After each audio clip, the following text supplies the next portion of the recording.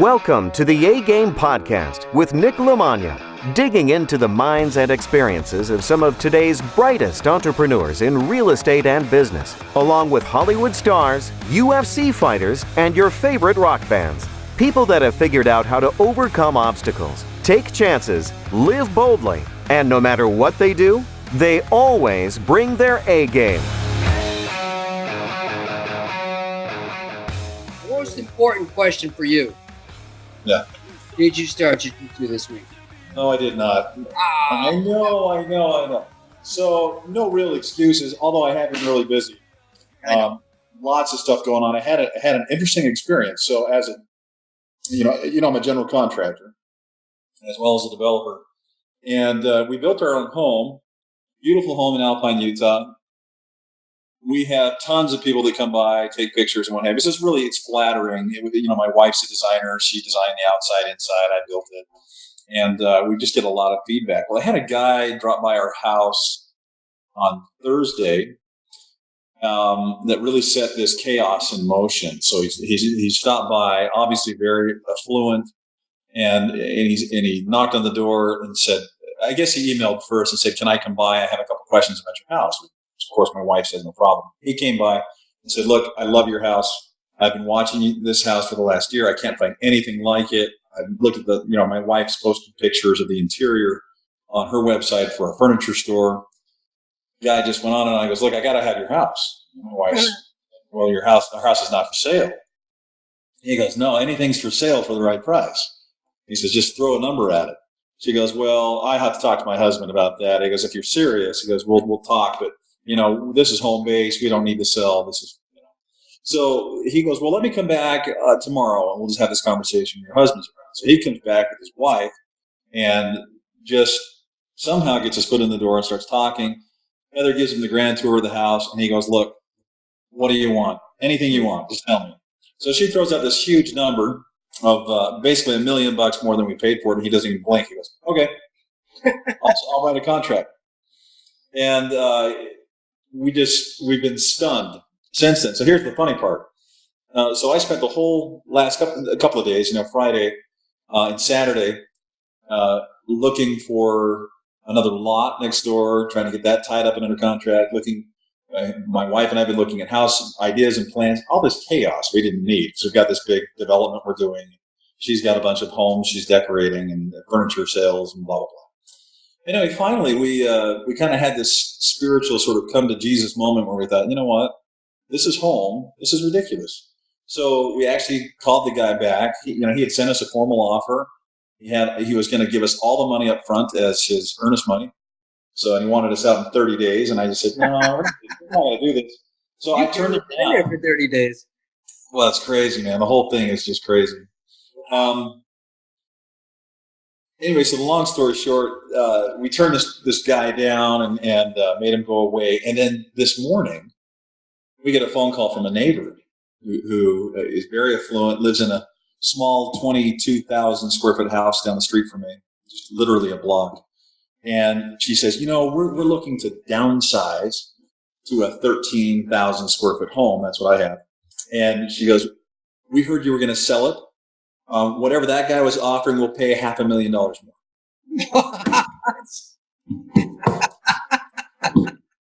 So you should up the offer now and offer you money on your house just to be.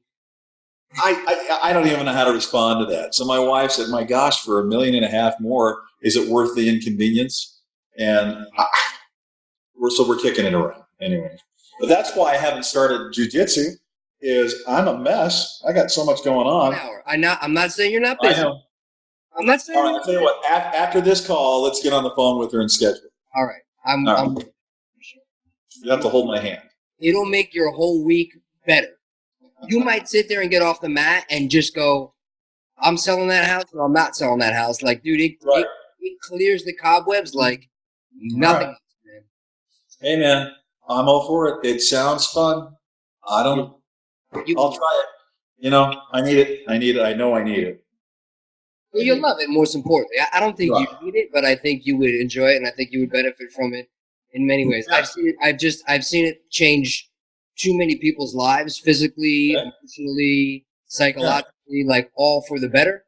And I just know a lot of people that I know that are very successful and very busy on very high levels, like yourself, do it. And it helps them find balance. Like, I mean, Guy Ritchie trains at Henzo's in the city when he's doing movies, and Bourdain was there, and like it's insert like everybody now. Like Ashton Kutcher does private lessons, Al Bundy. Like, I don't know. You know what I mean, it's just everybody from all walks of life seemed to find it. You know, the guy that Bobby Fischer was based on. Yeah. That guy's doing it and stuff like that. There seems to be this push to understand one or two products, you know, residential, some minor multifamily, like, you know, a duplex, a triplex, fourplex, something that's still under a residential umbrella. And very hard to find sometimes these deals because everybody's looking for the same thing. And that's the problem. Everybody's looking for the same thing.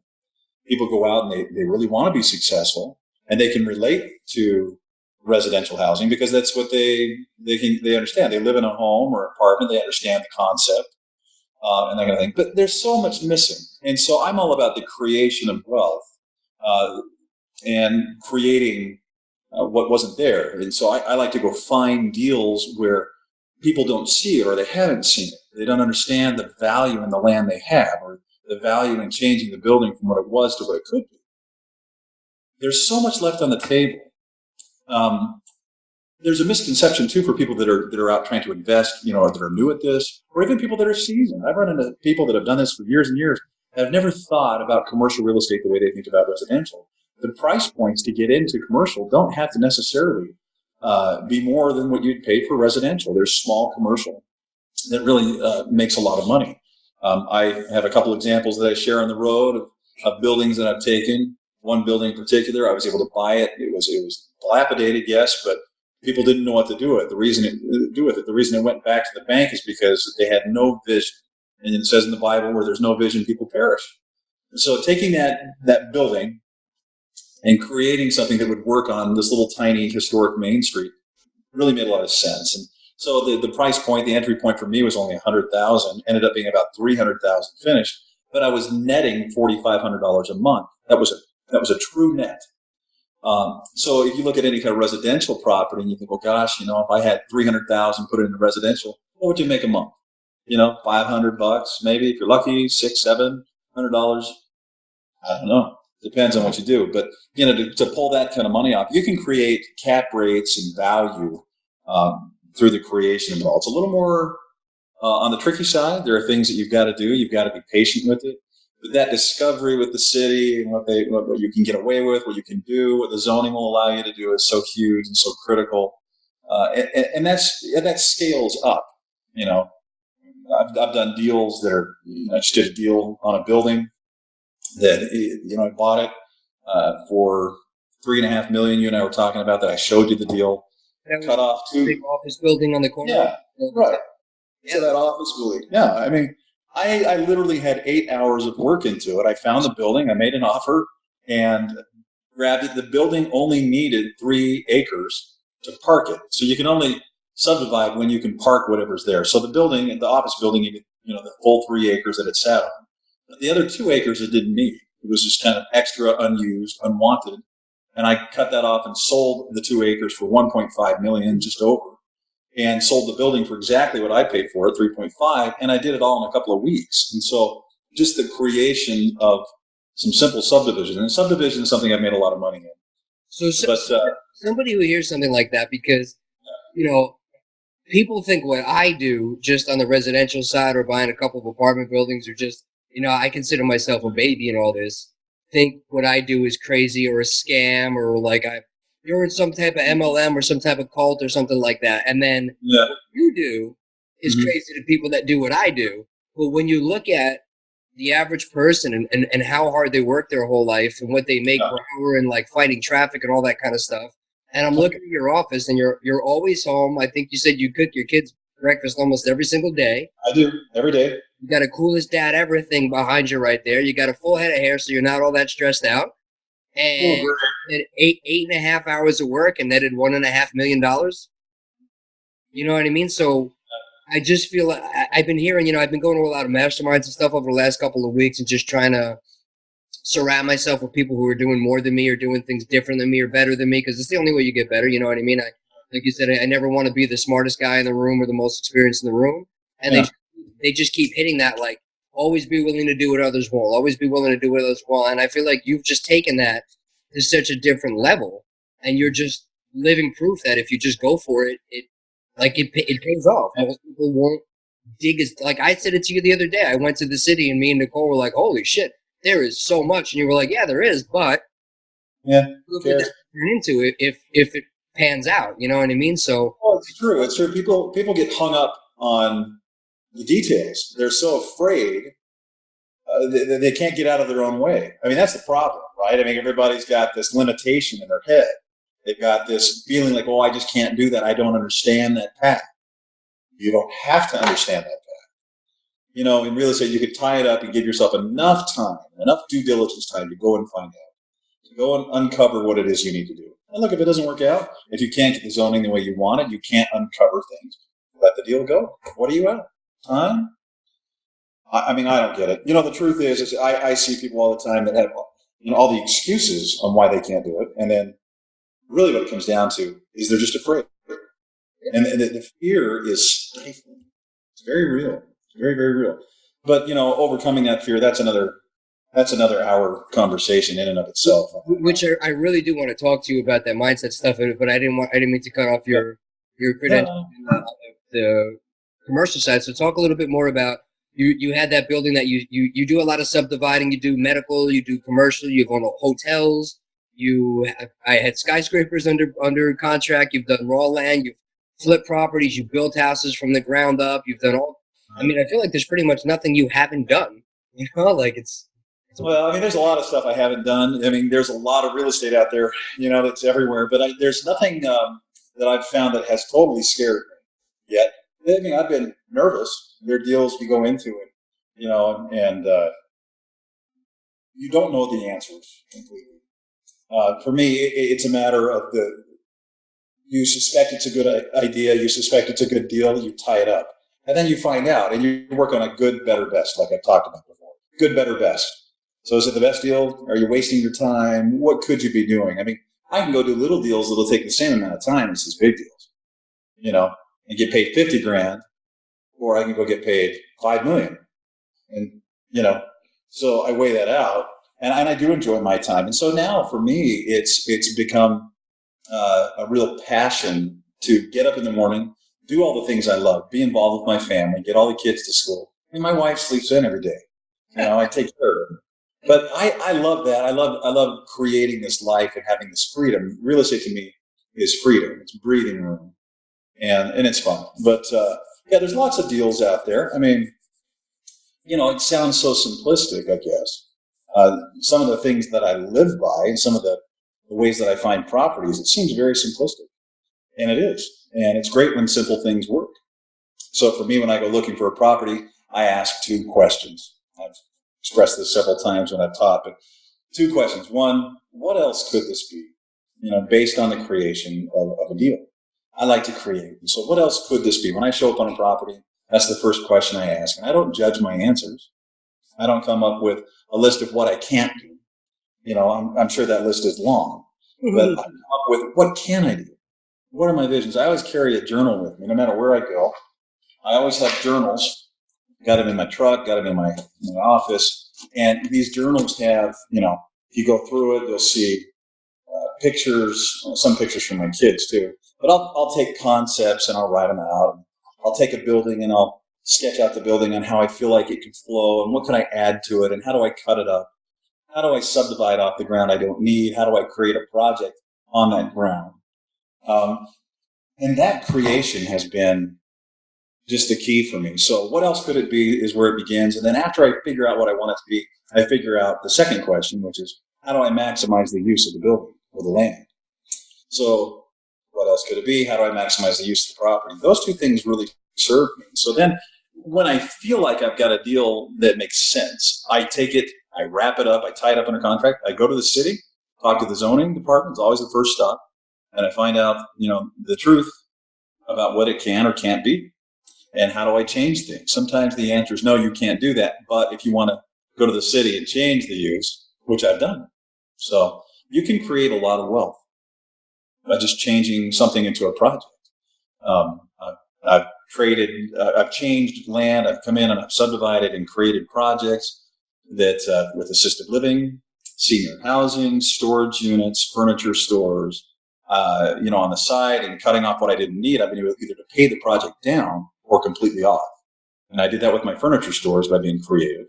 And I've done that several times. That big building where I sold the 2 acres off and made it $1.5 million. That's a nice payday for 8 hours of work. I'd say so, yeah. It'd be 9 to 5, my dude, for sure. It is. And people are killing themselves, I had a doctor that lived across the street from me before we moved up to Alpine.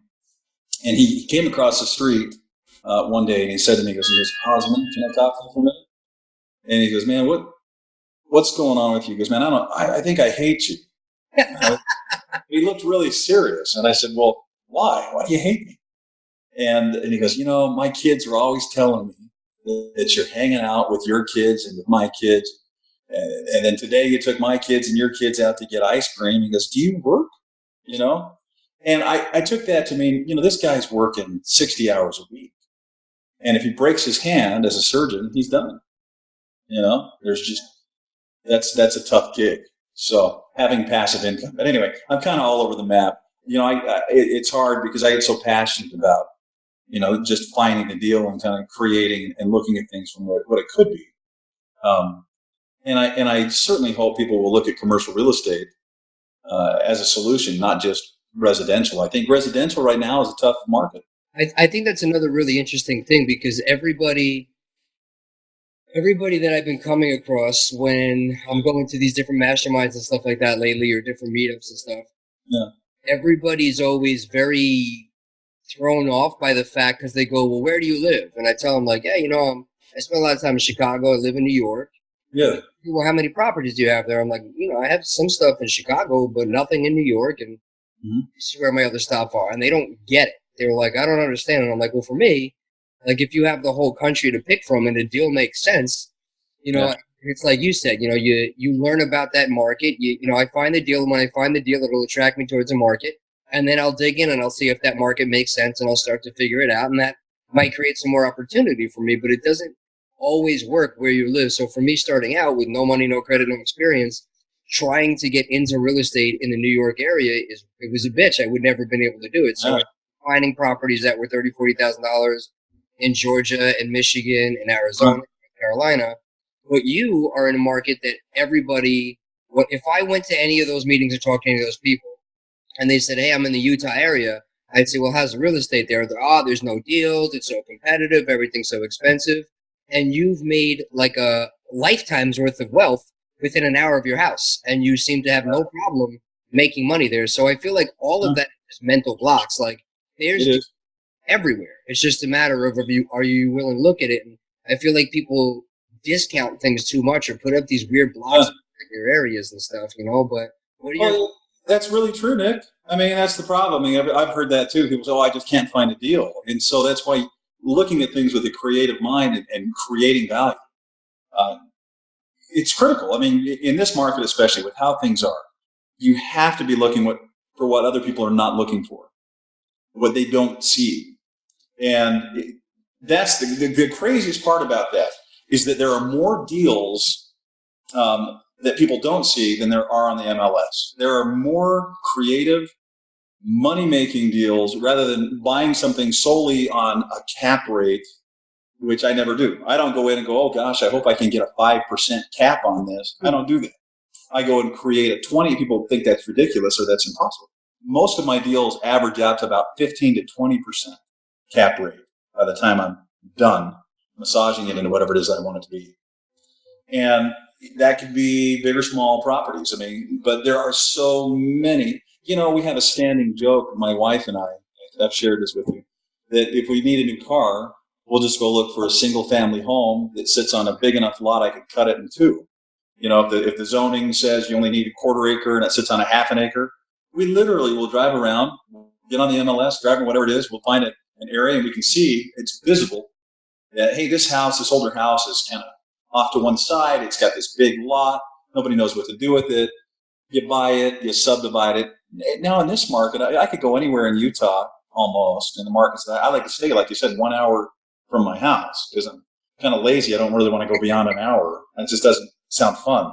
And so I'll buy this house, I'll subdivide it, I'll sell the house for exactly what I'm into it, and then I'll have a free lot. I could make $150,000 minimum without bringing any utilities.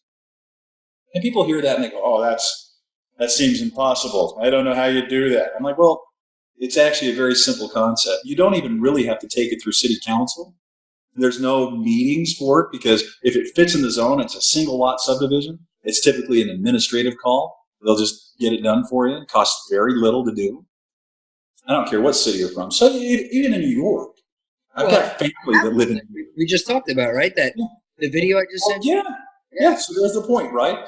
So you're seeing things with new eyes. It gets me so excited. I love it. Yeah. But, people say, oh, there's no deals, and that's crap. Yeah.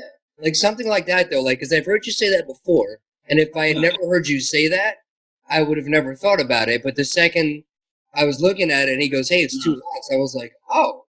I was like, this is the kind of stuff Jared's talking about. Let me look into it. Well, what do you think, when you say things like that, especially... I get it if people don't know you, because even, when you just said something like, hey, why would I spend 6 months making $50,000 if I could spend the same 6 months and make $5 million? And people go, bullshit. But I know it's not. You know it's not. So I'm sure you don't let it bother you anymore when people say that, but people probably still doubt you or don't believe you, just like they would anybody else who just doesn't. But I feel like that's they don't have to feel like now that something they could do is, you know what I mean? If they say it's not real, they never have the excuse of why they never did it. But here's the reality. It's not a race, right? That's the first thing I tell my friends. It's not a race. And I'm not out, and I don't say all those numbers to impress anybody. I really don't care. The truth is and this is the unique thing I think that I can bring is all the deals that I've done and that I talk about are, I'm happy to pull up the paperwork. I'm happy to pull up the deals. We can look it up online. Whatever I got to do. So for me, it's fun to come from a standpoint of, I've done it.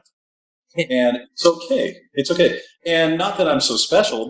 I think the thing that really gets me excited when I tell people about what I do and I try to help them figure out real estate and figure out how to make money, how to be wealthy, it's fun to come from a place of experience because I'm not the smartest guy in the room. I don't have a college degree. I've got about a semester left. I have no reason to go back. I've been doing this for 24 years. And our first deal we did was my own little family, my own little tiny home. Not a tiny home, but a small house. My wife and I bought a house before we were getting married and signed all the paper. Ended up renting out the top, remodeled the little tiny basement, and we lived there rent-free or mortgage-free. Somebody else was paying my mortgage. I've never made my own mortgage payment, which is a fun statistic, with all the stuff we've done. Now, I've got so many deals we can talk about, but the key really is to overcome a couple of things right here. Most people that want to do this believe they don't have the time, number one, or they believe they don't have the ability, and a lot of people make the mistake of trusting their money with somebody else. I love people, but I don't trust them with my money because I've seen too many people get burned. You're smart enough to do this. Anybody that I talk to, rarely do I run into somebody there are a couple. I've seen running a couple. I'm like, you should probably not invest. This is not going to go well, and they got to go back to drooling on their Legos and doing their thing because some adults are just they can't get past themselves. They can't. A lot of people can't get past their own internal blocks. You know what I mean? Yeah. And that's sad to me. It's sad to me. One of the things I talk about that I truly believe is that we all live with internal air conditioners that kick on. And so when we start getting excited and we see things that are potentially good and will work, and it starts to heat up, all of a sudden this air conditioner turns on, and that air conditioner is that self-limiting doubt, right? And I don't want to sound like Tony Robbins here, but that's the truth. This self-limiting doubt that people kick on that says, I don't deserve this. There's a level that I don't deserve. I don't deserve it because of a myriad of reasons. I don't deserve it because my dad didn't have it. Well, I've been there. My last name's Osmond, but I grew up totally poor. My dad never owned a house. He's deaf. His brothers all sang, but they're all, they've gone through their hard moments. A lot of lost money. We grew up broke. You know, at 11 years old, my mom said, "You guys got to help me and my brother. You got to go out and work. Go learn." You know, so it was always my desire doing real estate began with, "Gosh, I just don't want to do what my dad did," because inside that internal mechanism was working. But you know, it's funny because I'd get around people that were very negative, and that would also kick that air conditioner on. So I learned how to cut people out of my life. I still love them. I just don't hang out with them. It's a true principle. So, you know, I mean, people that don't want to go forward, don't want to learn, they have this mentality, well, it's the devil I know versus the devil I don't. I know my job, so I'll just go back to my job. I hate it. I hate working the hours. I hate the pay. And I hate that I don't see my family, but hey, it's my job. I'm coming. And that's okay. I'm not saying kill the goose that lays the golden eggs for you. Hey, if you can keep your job until you can make real estate work, where you can get rid of it. I was able to get rid of my job from day one, which was a blessing. You know, I started off unemployed, so I didn't really have any job to cancel. You know, that's not always a reality for people. But I think the reason that they don't want to look into creative ways of doing real estate is it doesn't fit the mold, and there's these internal air conditioners, internal voices saying that they can't, and breaking through that. And I've got a whole series of ideas on how to break through that. But that's the thing stopping them. The truth is I could show you how to do a deal. I could show you how to do real estate. And the only reason you won't do it is your own story about why you can't. And those internal air conditioners will kick on. And that's a hard reality, to be honest. Most people that I've taught, I've given them enough tools to go do it. I believe I have. But there is something that's going on that says, I can't. And I don't know why that is. I really don't. But you really have to set yourself up for success. Surround yourself with people that are going to support you. And, you know, and then get real information. That's the one thing, again, I come back to. I can offer real information. I've done it. There are things I have not discovered yet. There are projects that scare me that I have to overcome. You know, I was looking at a project the other day that would have put me in debt $10 million. But it had the outcome of producing close to 50 million by the time it was done. And I set that one aside, and I haven't circled back. You know, instead, I'm working on the other deals. I've got a $10 million project coming out of the ground right now, but I'm not. You know, I've been able to pay that down significantly. The ice cream store. Well, that's one of the things I'm going to do. I just got all the rights to Steak and Shake too here in Utah. Yeah. So I'm going to start making the fat guy very happy right now. Oh, baby, I'll tell you what, I am going to eat up a storm. It's going to be so fun. That's where you're going to deserve that because you're going to be doing jiu-jitsu a few times a week now. Hey, that's true. I'm actually flying out to Indianapolis in a few weeks. Get out of here. But I'll be closer to you. But anyway, I'm flying out there. Yeah, it's going to be good. Go to Steak and Shake's headquarters. Yeah, I've been actually the first Steak and Shake I ever went to was in Indianapolis. Yeah, I think it was the first one. Get out of here. I don't know. 89 years ago that thing started. So that's kind of fun. I don't know. I wish they'd open a Portillo's out here. Yeah, well, you could. You know, you could definitely do that. No, I got all kinds of food fetishes. I just got to eat. That's why I need jiu-jitsu. Yeah, me too. I work out just so I can keep eating all the stuff I want to eat. It's a shame. Yeah. I saw that piece of cake you and Nicole were eating the other day. Man, honestly, it wasn't good. The size of a freaking football. Huge. I figured the guy could have given us a heads up or something. He just brought that over, and I was like, ah. And I looked at it, and I was like, literally everybody that was in the tables around us, around and was staring at us. And I went to the waiter. I was like, dude, can you cut it up and just pass it out to like half the restaurant? Like, this is fucking it's ridiculous. Dude, the thing was the size of a cake. You had the whole thing. I don't know how big the original cake was. After we did that event in Chicago, I know my Alex from Jiu-Jitsu, and I think a couple of you guys went out to Gibsons Steakhouse. Oh, yeah. The hotel. Did you go with them? No, I went by myself. Oh, you did? Because that's where we were. We were at Gibsons. I had never been there before. Oh, Gibsons. Awesome. One of my favorites. That was Gibsons. Wow. Yeah, that was. Yeah. Oh, it's my favorite. It's so good. Dude, it was really good. I was like, man. And it was like attached to a DoubleTree.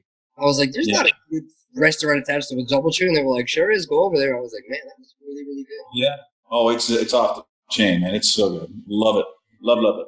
Yeah. So one of the things you said, which I actually didn't preface when I was giving you the intro, was that you are an Osmond, so you are related actually to the Osmonds, Donnie and Marie and everything. And I always think it's funny because it's very easy for people to, oh, well, he's Donnie Marie's nephew. That's why he's got all that money, and that's why he can do all these things. And I think you were telling me a story how you were like mowing your lawn or like doing something, and they didn't see you, and they were like, oh, that's the guy that Donnie Marie gave all their money to. Like, yeah. So I had some neighbors. We're in a tight knit community out here, and we go to church together with these neighbors. Never really spend any time talking to them. They don't really know me, just at church and hi, how are you? But I was out picking weeds, which I never do. I hate yard work, hate it. But for some reason, my wife was upset the weeds were there. I was out there in the morning on a Saturday, and these 7 ladies come walking by, and I hear them talking about the neighbor. Every house they go by, they're talking, right? So, it's central church gossip. And then they get close to me. We live in a gated community, and so they couldn't see me behind the gates, really. As they got a little bit closer, they started talking, and they were like, oh, yeah, Jared and his wife, Heather runs their furniture stores, and she's always busy, and she's a great designer, da-da-da. And then there's Jared. What does Jared do? Quiet. It was all silent. He goes, yeah, I don't think he works. I think he just stays home with the kids, is what one of them said. And she goes, yeah, and I heard that Donnie's paying his mortgage. It's a family trust fund. And I sat there and I thought, I was busting out. I was like, man, should I be offended or should I lean over the wall and say hi and surprise him? I let it go. I never brought it up with them, and I just thought it's interesting the perception people have. Yeah. So, I mean, and you just never know. You got to be careful how you assess people anyway, right? You just never know who you're dealing with. But it was interesting. It's also a testament, though, to me that, the truth is you can get caught into groups of people that'll sit and gossip and waste your time, that kind of thing, and instead of being productive or having a true friendship. People that we thought we knew, we didn't know. There really isn't any offense, but it was an interesting eye opener. My wife and I talked about it, that people really don't know, and it is interesting when they approach us and they ask us what we've done or how we've done it, how we're making money, how does real estate work for us. A lot of times it's the deer in the headlight look, and they look at us and they can't relate, they don't want to, and that's okay. That's okay. It's not for everybody, or everybody would be doing it. But I'll tell you, it's simpler than it is as simple as I make it out to be. It truly is. That's the hard part for me, is it's that simple. It's going to the city, getting that list, right? That seems daunting, and going, well, all right. It's like when I started the assisted living. I had some big assisted livings here in Utah, and I had no idea how to start an assisted living when I started, but it didn't scare me. I was willing to go for it and create and do things better and do the research and go, well, what could I do better? How do I make this work? What else could it be? How do I maximize the use of this business? How do I grow? These 2 simple questions. Anyway, I'll keep going. Yeah, and you will. Like, I hopefully we do these a lot. Yeah. A couple of things I did want to ask you also is, even when we're out there talking to people or teaching classes, like, I see it because I know there's always the sharky guy. And, Sure. I'm a big believer in, yes, there has to be a nice mix of it, but every single person I talk to that's successful, they can tell you, like you said, I can tell you all the steps to the deal, but it really does come down to just the mindset and the belief of whatever their story is and why they don't do it. So I know you're a huge person that's really big on mindset and optimism and visualization, all that kind of stuff. And I don't understand how people constantly come across very successful people. Like, they'll talk to you, they'll see that you're genuine, they'll see that you're successful, and then they'll say something like, hey, well, what's like the biggest thing that you can think of? And you tell them mindset, and they go, it's bullshit. Like, you know what I mean? Like, they just, everybody has to discount that. Why do you think that is? And how has that helped you really get to where you are? Obviously, there's a difference between what you're doing and people are. Sure there is. Well, the reason that they discount it is they don't want to believe it's that simple. First of all, they want it to be more complex, because then it gives them an excuse not to succeed. There you go. Okay? So that's number one. And I'm telling you with all clarity, that's the truth. People that discount the mindset and call it psychological babble, they're the ones that are never going to do it, because they're self-defeating. And it's a really true aspect to the game. When I get out and it is a self-fulfilling prophecy. If you get up in the morning and say, I can't, then you won't. Or if you look in the mirror and you're self-critical, like, oh, I'm so ugly, I'm so this, I'm so that. Well, all right, well, you're supposed to be your own best friend. Setting yourself up as your own best friend, as lame as that may sound, is the truth. Because then you don't have to rely on somebody else to make you feel good about yourself. I think there's a connection with God as well that sustains me. I think that you have to have a spiritual connection. You have to keep balance in your life. I talk a lot about balance, and that's another discussion. But the reason people discount it is it takes away their narrative for their story. As I mentioned, the reason people don't do big things or don't accomplish what they set out to accomplish is because they have a story internally that they tell themselves. Oh, I can't because, or I don't have this, or I don't have enough money. I get that you need money, but I'm telling you, if the idea is good enough, there is money. If the deal is good enough, there's ways to find it. Maybe you need to start somewhere smaller, on a smaller scale. It's okay, but there are ways to ramp and to do things. I'm not going to tell you that, oh yeah, you can go out and do $1 billion deal, or you can, whatever. No, there are steps, obviously, but I'm saying that when people set themselves up, they don't set themselves up for success. They set themselves up for failure, because right out of the chutes, they're coming up with excuses. When I tell somebody it really is mindset, it really is creating, this person and persona that you want to be, so that you can follow through and you can be your own CEO and your own best friend and you can do all these things. They don't want to hear that, and they'll dismiss it pretty quickly. And most of the really successful people that I know truly are very self-contained. They don't need adoration from other people necessarily. Some people seem to, but they don't. And they don't need to be propped up by friends, because they're already their own best friend. But they're also surrounding themselves, and that's part of the mindset, right? You surround yourself with like-minded people. That's why you and I are on the phone today, or on the video conference. You're a very like-minded person. You're one of my dearest friends. Appreciate that. I mean that sincerely. And it's because you have that mindset. It's easy for me to communicate with you, and it makes it fun. I really enjoy that. And so there's lots of reasons why people don't pull the trigger and go for things. But I think that's the number one reason why. Yeah. I like it, man. They can think it's BS if they want.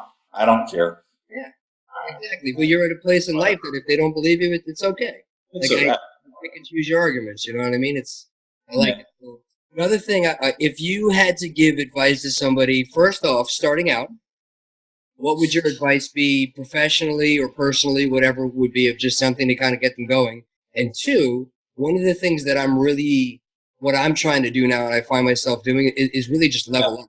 So you really are somebody that I think every person that I talk to, I don't care how successful they are in whatever they're doing, you are the level up of what the next thing is. Even the people that think they're at the top, like, you just have done things on a much bigger, higher level than anybody I know. So what would your advice be, first off, to somebody new starting out, and second, is somebody who doing well but really looking to level up or take their business to another level?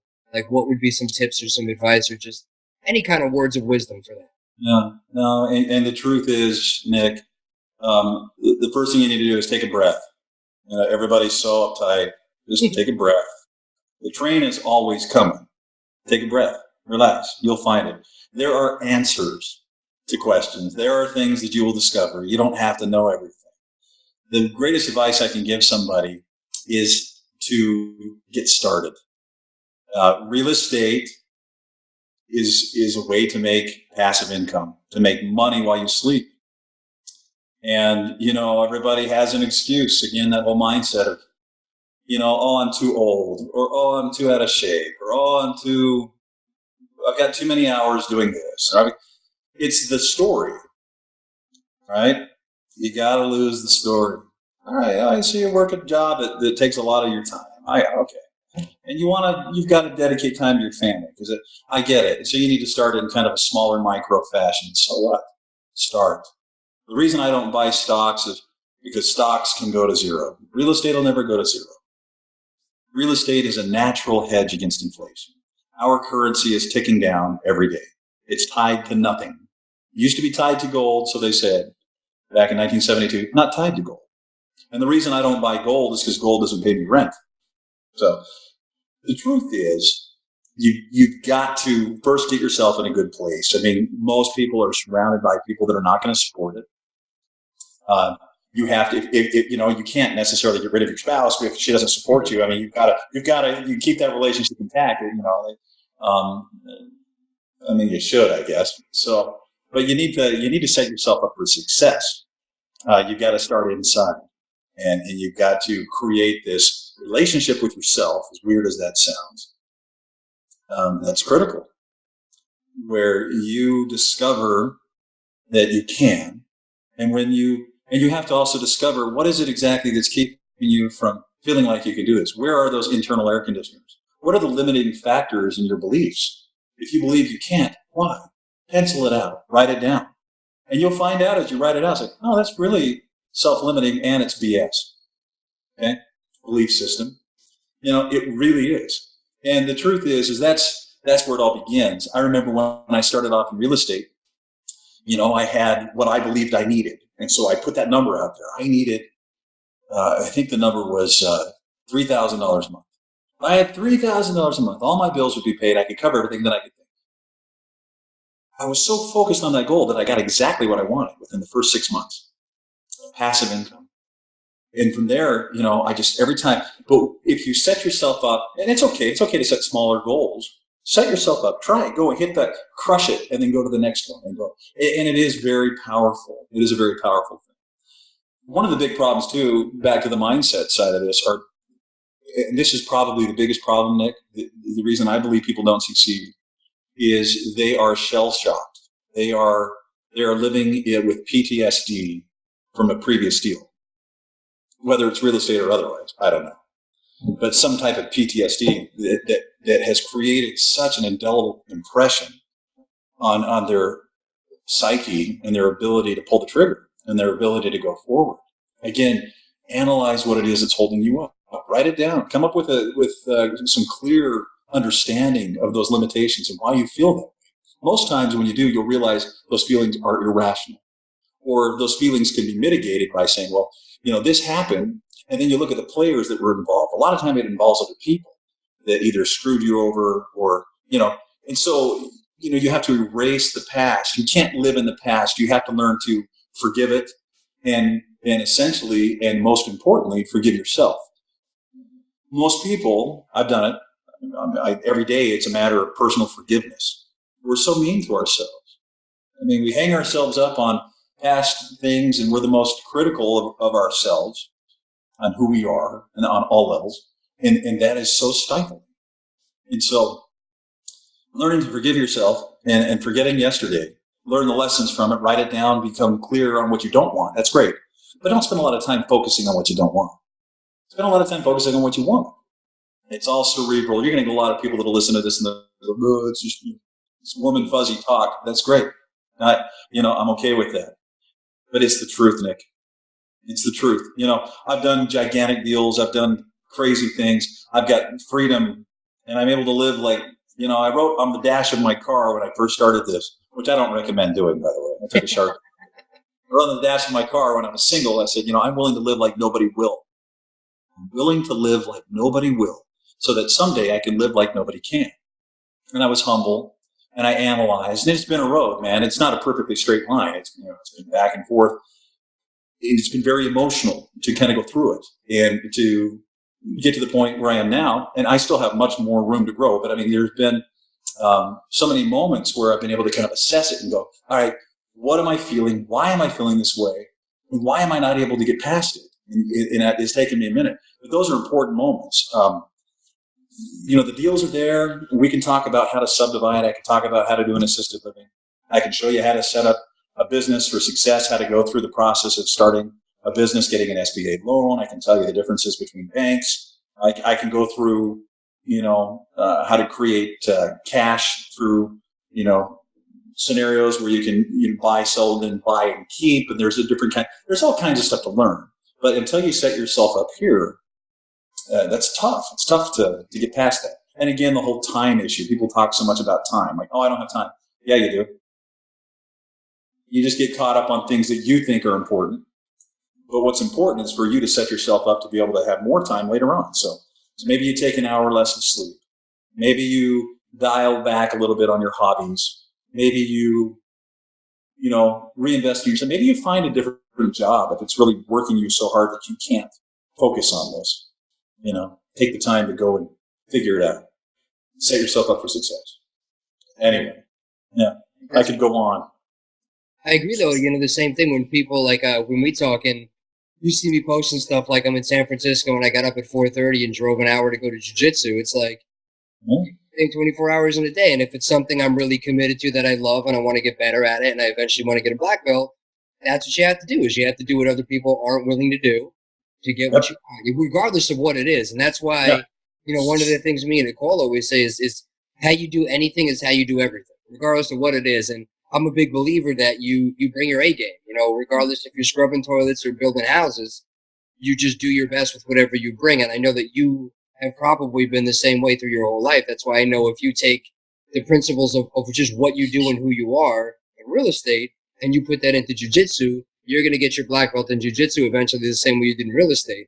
And a lot of my fighter buddies that have been very successful in that, if they go and they decide that, like, which a couple of them are, is they're going after real estate now and they're going, look, this was crazy and hard and confusing and scary when I started, and look what I did in that. Why would this be different? And people go, oh, no, but it's the same. It's all the same. So I believe that no matter what it is that you decide you want to do, you're going to find a way to be successful in it because it's who you are. That's just, and you've proven that. So I love that, man, and I think that's nice, and I know you have there's stuff out there that I definitely want to bring attention to. Like I know you have your furniture store, so anybody in the Utah area, or I don't know if they can go and shop online through some of the different places that you have. If you want to give a nice plug, I know the missus would appreciate it. Yeah, go support my wife, Osmonds Designs Furniture. Now, we're in Lehi and Orem, Utah, and she loves what she does. We've been able to create such an amazing place, and it's fun for her. It's also because of the way we structured the real estate deal, we've been able to pay the stores off, and our inventory's paid off, so we don't live on credit lines, so we can wheel and deal and help people and do a great business. And so that's fun. We really enjoy that. And the only reason I say that is because it's unique, right? If you set your real estate up the right way, when you own a business, owning the real estate makes sense. A lot of people live off leases, and that's okay. You can go lease from somebody else, but the flexibility of owning your own space is huge, and we don't have time to talk about that right now. There's tons of reasons why. But so Osmonds Designs Furniture. Osmonds Designs Furniture, and I've been there. They're both freaking awesome stores, amazing stores. Assisted livings and stuff. What else do you have around the area that if people are looking for? Osmonds Senior Living. Still have ownership in that. I sold off to a national company a little while ago and did very well. Set that up, and I think they're still doing well with that. I own a percentage there to keep the Osmond name on it and make sure that they're doing things right. We've got retail shopping centers coming out of the ground right now in two different towns, in Pleasant Grove and American Fork, and of course we're looking to open another furniture store actually in Salt Lake. We're going to build a new store, so keep you posted. It's going to be fun. I love it. And then maybe in one of your strip malls you can open a Serra Jiu-Jitsu affiliate. Hey, I love the idea. Right? It could be cool. Right next to it too. You get a good pizza place in there. We'll have Matt Serra come out. You can do some pizzas. Get a lot of carbohydrates. Get pizza. Get ice cream. Get a burger. Go do jiu-jitsu. Yeah. Throw up on the guy you're rolling with. That sounds fun. So. There you go, man. There you go. I know you have your. There's a couple of things that I quote you a lot. I don't even know if you know that, but like anytime I'm doing like a class or a meetup or something, I quote you and I talk about you a lot. You have your rules of engagement, which I like. If you wouldn't mind sharing a couple of those, because I think they're important. Because I think one of the first things you ever said to me when I started showing you some of the deals I was struggling with, you were like, "Well, you're violating some of my rules of engagement, and if you don't break these, if you follow these to a T, you'll never lose money on a deal." Which I think is huge, because I normally say anybody that's been doing real estate long enough, they tell you it's all been rainbows and sunshine and they've never lost money. It's probably not true, but I know in your case, it actually is. It is true. I think you said your worst deal made 30 grand or something like that, right? Yeah, knock on wood, right? I mean, the worst deal I've ever done, I made 30 grand. So, and it's a deal that I should have made 130, but I had so many problems that, but I was able to get into it the right way. Made a lot of hasty decisions and did things I leaped before I leapt before I looked, and anyway, blah blah blah. So there are rules of engagement that are critical. One of the very first rules is to take a breath, and do one deal at a time. One of the things I see, even on a big level, I've been so tempted to diversify. I mean, I could, with my general contractor's license and the experience that I have, I could go out and start, a home building business that would really boom right now because everybody's buying a house. Or I could go and get a bunch of deals and get a bunch of crazy stuff happening all at once. Right now, I've got 2 real estate deals coming out, 2 big commercial centers. Then I have the means and I've got the backing to go and take them both out of the ground at the same time. But I want to do one at a time. One deal at a time. Set yourself up for success. Make sure that things are functioning. Make sure you've got it's okay to start another deal as long as this is under control. So one deal at a time.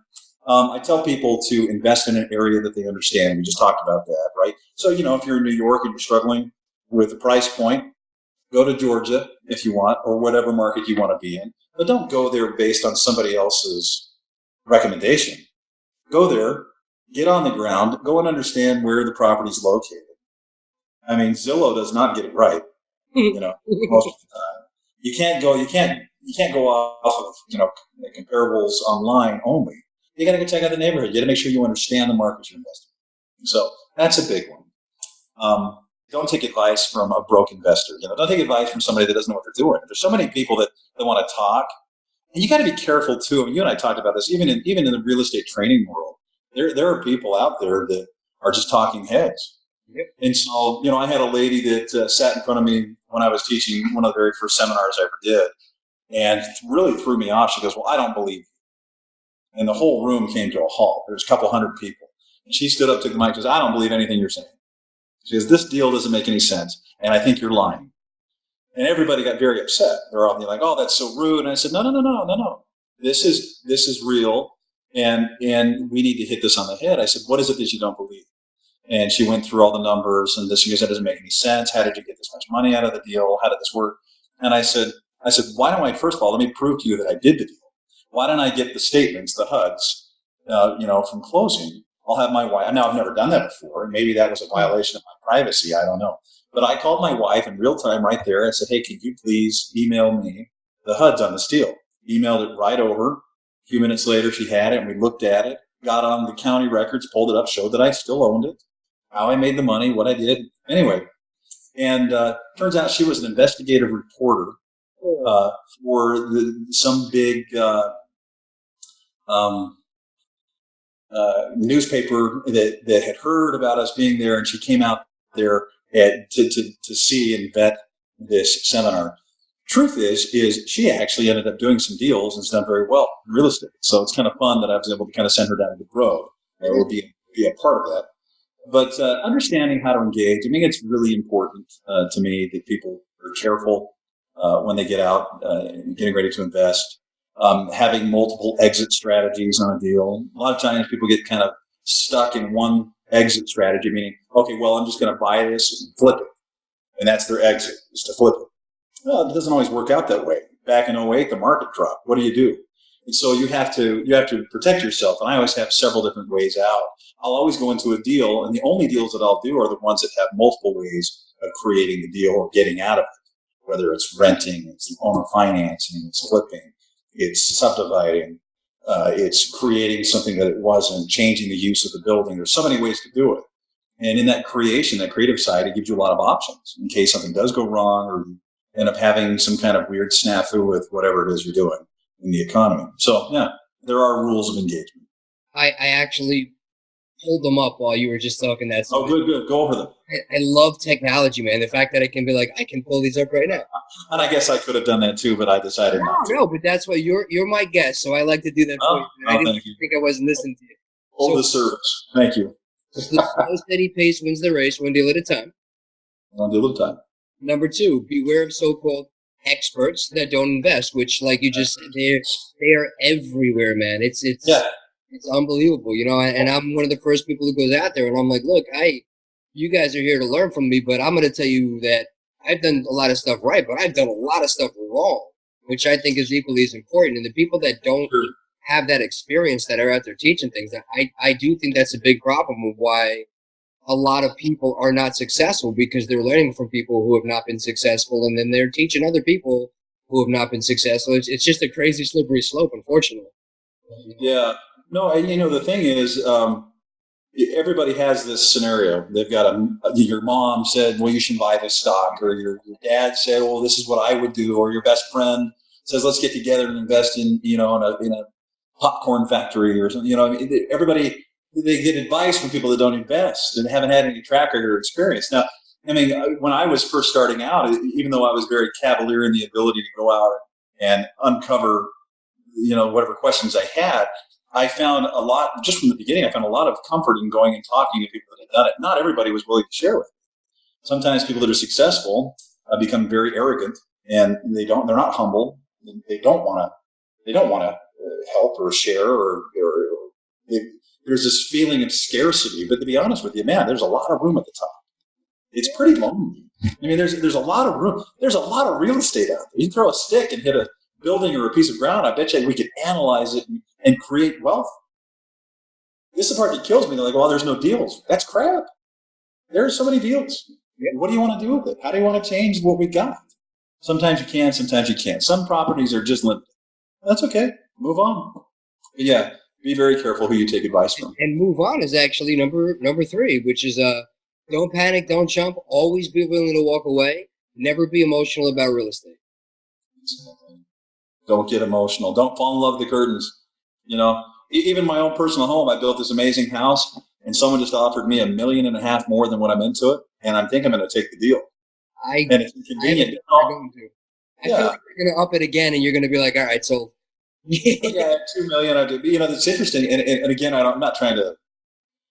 I always come across. Sometimes I feel like I come across like I'm bragging. It's not my point. My point is not at all. I mean, it's the reaction that I get sometimes. But the fact is don't be emotional about real estate. Real estate. You don't fall in love with real estate. No, fall in love with your family. Fall in love with what real estate can do for you, but don't fall in love with it. Number 4 was never invest in an area you're not 100% sure if it's gambling, so we talked about that. Number 5, own and control. If necessary, it's better to give some profits away rather than lose control of the project. Be aware of partners. Have attorneys outline the deal. So as you know, I've had more bad partners than bad deals, unfortunately, and they wind up creating one messes up the other. So, I mean, you kind of tend to only do stuff with your wife, which I think is interesting. You really have kind of been just a powerhouse couple from the beginning, really. You know what's weird is, you know, obviously through the last 24 years of being successful in real estate and doing things, I have people almost every week that want to partner with me. Got some big deal. They want me to come in. The truth is, and I haven't, because I've been able to be self-contained. I don't really want partners. Partnerships are sinking ships, and it's scary.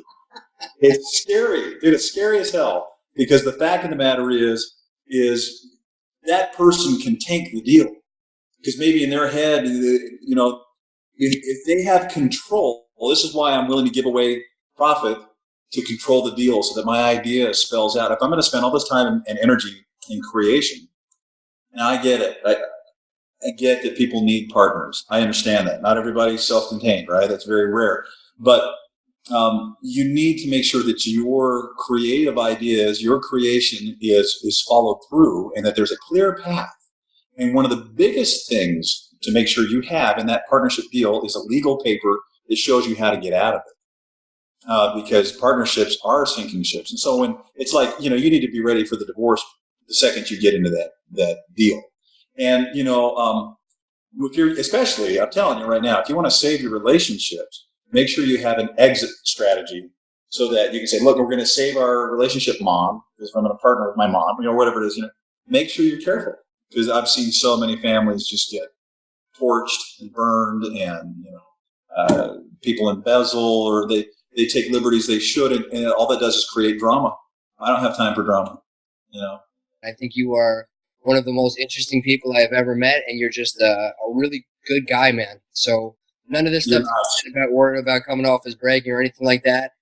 Like, even my guy friends, they're like, man, when Jared talks, we're like, like, they sit there and we just gush. Like, you have a really, really good way with people. You never come off as arrogant. You always come off as genuine and sincere, man. And everybody likes you and everybody appreciates you. And you've made a lot of people's lives better and a lot of people's day better, especially mine, for talking to me today, and especially for opening up ice cream shops.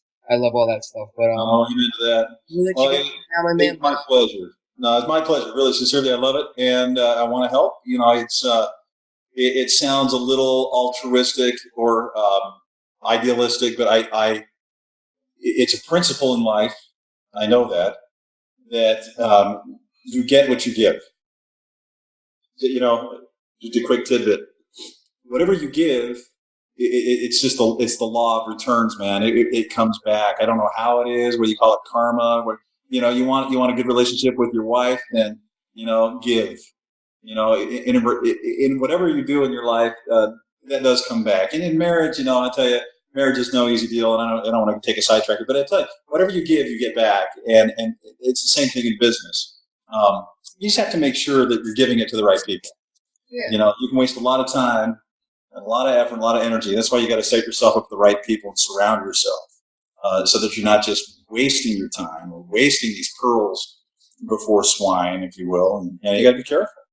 You know, life is short, so you take it one day at a time. But man, you know, it's setting yourself up for success. That's why this real estate thing makes so much sense.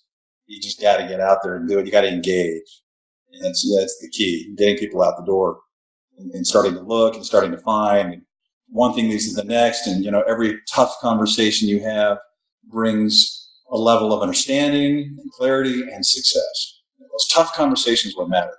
Having a tough conversation with the city, a tough conversation with the person selling the place. And really the toughest conversation is with yourself, that we talked about. So.